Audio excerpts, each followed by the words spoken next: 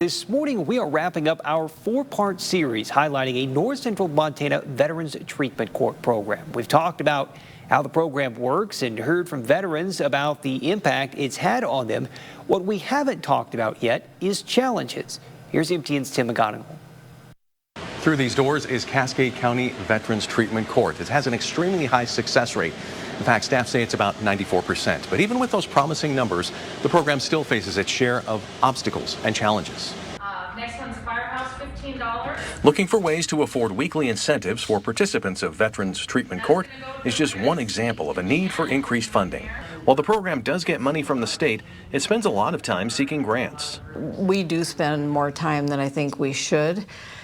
Just making sure that we have grants that can pay for one of our staff salaries. I don't think we should have to do that. Case manager Kathy Hankis's position is entirely grant funded. She believes more money will go a long way for the program. Increased funding would help us serve more veterans and open us up to a lot more services. You know, state funding limits us. We aren't able to buy incentives on state funding, sober social events, which is really a big part of the relapse prevention program.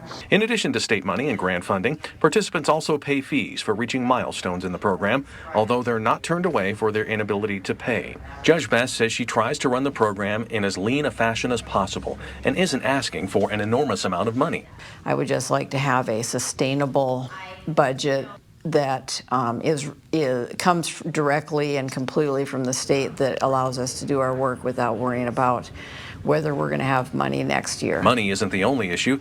It's been said the wheels of justice turn slowly. Treatment court advocates say speeding things up would be helpful. We identify people pretty quickly that enter the felony tracks through initial appearances or from the attorneys, but getting them after we identify them takes 12 months or longer. Through the Indian Family Health Clinic and the Sober Life, the court is always looking to offer more culturally appropriate and meaningful support for Native American participants. And, you know, a lot of these folks have been separated from family and culture, and of course there's been damage done generationally. So we can't fix all of it, but we're trying to provide some cultural supports there. In Great Falls, Tim McGonigal, MTN News. The Montana VA in Helena will serve as a location for people to drop off old or unused medication on Saturday.